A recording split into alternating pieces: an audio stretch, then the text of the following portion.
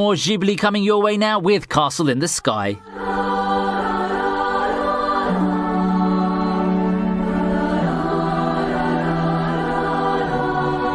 It sometimes feels that love just emerges from a thrilling adventure, one that goes beyond the borders of what humans typically experience. Adversity builds love, and finding that special person when you're in a pinch seems to be becoming more and more common. Well, in Castle in the Sky, our protagonist Shita finds herself the target of government agents seeking her amulet. A pirate attack on the ship she's held captive in opens the doors to meeting Pazu, a boy looking to reach Laputa, the legendary castle in the sky. Together, they decide to embark on a big journey to reach that castle, but it's not without its troubles. The government agents are still hot on their trail, and they also have a desire to reach Laputa for their own selfish purposes. Thus, a wild chase and an adventure that takes you beyond the skies commences. I don't blame you if you're getting some serious Last Exile vibes with this movie. Castle in the Sky is the first film produced by Ghibli, and you can see a style that they've somehow deviated from in favor of the more magical and fantastic tales that most kids have grown to love. You can clearly see this as the movie where the studio is still finding its way and establishing a foundation for their future films,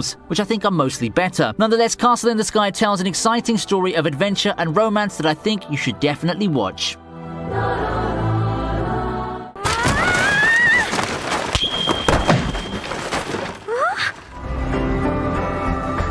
In the bright eyes of a teenager, growing up can be a chore, a drag, or whatever unpleasant thing can be used to describe it. You suddenly find yourself saddled with responsibilities and seeming pressure from the world to pick a path to take for the future. Well, if only you have the ability to travel through time and fix things, it wouldn't have been that big a problem, right? Now, this all seems to be too good to be true for Makoto, who, finding herself at a crossroads in her life, stumbles upon the power to literally leap through time. At first, she uses the power for mundane things, like to avoid getting late, getting perfect grades, or experiencing fun moments again. But who would be satisfied by those? How about altering love confessions and things like that? Makoto soon learns that meddling with the past can have some far-reaching consequences, and that her leaps are actually limited. As Homura can spend an eternity telling you, moving across time is far more complicated than it seems at first glance, and it's a power that should be treasured and used responsibly. I know Mamoru Hosoda most for the Digimon movie and Summer Wars, which are basically the same film, but I digress. What I mean to say is that I have generally an idea of how his films look and how they go, and I think that The Girl Who Leapt Through Time is probably his best work after Wolf Children. The premise may be simple, and its execution for the most part is, but that's what Hosoda excels at, taking something simple and making the most out of it. The message of the film is simple, but the themes hit hard, especially if you're someone who has some reservations about the present and the future.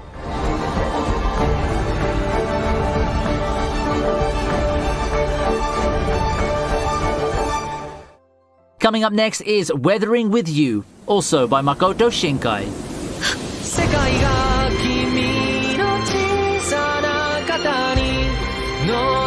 To what lengths are you willing to go for love? I think that one question is the main theme tying together the second Shinkai film on our list today, Weathering with You. In Weathering with You, Tokyo finds itself assailed by never-ending rain. This is the city that runaway student Hodaka arrives to. Struggling to find a meaning of sustaining himself, Hodaka takes on a job as a member of a news publisher and sets off to tackle the legend of the Sunshine Girl, a legendary person who can temporarily clear the skies. Doesn't take too long for him to find the Sunshine Girl in the form of Hina Amano, a girl who can call out the sun through prayer. Things seem to be going well for the two of them, but as fate would have it, Hina is more than what she seems, and her powers come at a hefty price that will change not only the couple's lives, but the fate of Tokyo forever. A fairly recent movie, I think that it wouldn't be inaccurate to call Weathering with You a spiritual successor to Shinkai's other work, Your Name. Besides the fact that both are Shinkai works and have the trademark traits of the movie, such as the stunning visuals, both talk about love that transcends fate. However, Weathering with You does a good job of making an alternative angle at those themes, and I clearly recall that when it first screened,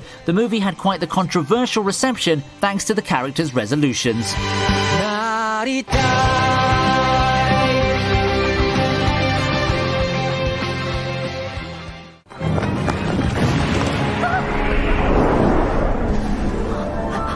Now, remember what I said about Ghibli still building their foundation with Castle in the Sky? Well, here's another castle-related film, and I think that it's at this point that Ghibli has already evolved into the anime movie juggernaut that fans love today. Howl's Moving Castle sure gives off that Disney energy that gave Miyazaki his nickname. It tells of the titular castle where the powerful wizard lives in. An object of myth, he makes his presence felt to Sophie. However, this encounter causes the Witch of the Waste to lay a curse on Sophie, turning her into an old woman. In a bid to bring her back to her normal normal self, Sophie seeks the power of the wizard and his companions, but Hal has more than his hands full in the background as a war threatens to erupt and tear the world apart. While the main theme of the movie is Hal's relationship with Sophie, the film also has some pacifist messages embedded in it too. There's a lot of detail and storylines to follow, and while it leads to a narrative that can seem scattered and out of focus at times, it also leads to the amazing possibility of the audience finding something new with every watch of this movie. This film often gets compared to Spirited Away, and while I maintain that the former is the more enjoyable film, Howl's Moving Castle is right up there with the studio's masterpieces.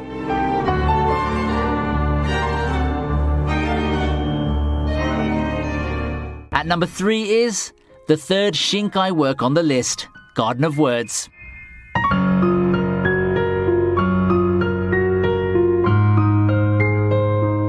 Two people feeling lost and directionless in life come across each other. As they develop a relationship with each other, you see that they learn to stand up and find a purpose in life. A true, tried and tested formula that several directors and anime studios have taken a crack at. Uniquely enough, our stars this time are two people with a rather big age gap. Aspiring shoemaker Takao Akizuki spends his time pursuing his passion in a garden. The boorish monotony of ordinary life doesn't interest him, and this is where he meets 27-year-old Yukaru Yukino, a woman who somehow has the same dilemma as him, with her struggling to fit in with adult society. Getting to know each other, the two of them find out that they're able to help and lift each other's spirits up by talking and being with each other. However, that's not the end to their problems, and the question remains whether their relationship will be strong enough to be the true path for them to find their inner peace. I think the Garden of Words could have just been better with a longer running time. It may just be me, but with a little over 40 minutes of running time, a romance like this would fall short in some developments. It's not like this is a whimsical tale with magic and fantasy like half of the previous movies on the list, but it's a piece of art which will pull your heartstrings with impressive visual expression. Even with its short runtime,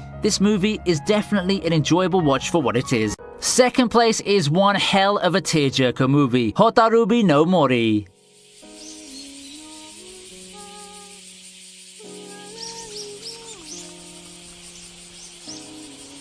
At times, it seems to be cruel, right? The fact that love often comes with clauses and all these restrictions that put everything into hard mode. You can't do this, you can't do that, you have to do this, you have to do that, and so on. Yeah, I know that feeling exactly. Intrigued by legends like most young girls here, Hotaru loses her way in an ancient forest. Luckily for her, she gets saved by a mysterious masked boy named Jin. Jin leads her out of the forest, and on the way, she finds out that she can't touch the boy, otherwise he's going to disappear. Despite all the odds, the two eventually grow close together, and Hotaru ends up visiting Jin every summer. However, their relationship gets put to the test once and for all as the no-touch rule starts becoming tougher to keep for the two of them. Hotarubi no Mori is a short movie, clocking in at just around 45 minutes. However, with the limited time it has, it makes full use of it and comes up with a romantic movie full of tragedy and drama. I think it's one of the best tearjerker anime movies out there. It also has one of the most complete depictions of forbidden love that I know off the top of my head. It's a joy to watch the two main characters grow closer, and it certainly made me emotional to see how the rules threaten to tear them apart forever.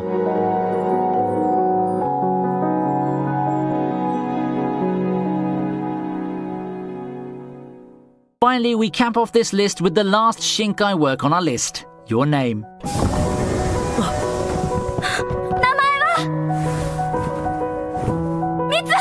Just who hasn't heard of one anime movie that helped anime burst further into mainstream? Receiving almost unanimous acclaim, I think that Your Name is a shoo-in as an entry to the list, and it's not unimaginable for it to be at the very top, if not the top 3. Probably one of the most influential anime movies of the past years, Your Name truly deserves all the accolades and praise. For those who've yet to watch the film, it starts off with being your typical body swap shenanigans. City boy Taki and Itomori girl Mitsuha somehow obtain the ability to swap bodies with each other. As you expect, comedy ensues as the two use each other's bodies in order to experience new things and leave messages of frustration for the other. Things soon come grinding to a halt when the swapping phenomenon stops, leaving Taki to go on a wild chase to look for the girl that he'd come to know quite well. However, the road to Itomori is one filled with shocking revelation after another, and Taki soon finds himself entangled in the webs of a love that transcends time. What more needs to be said? The movie's pretty much everything that you want from a film of this genre. The comedy segments work well with the dramatic parts, and as with most Shinkai works,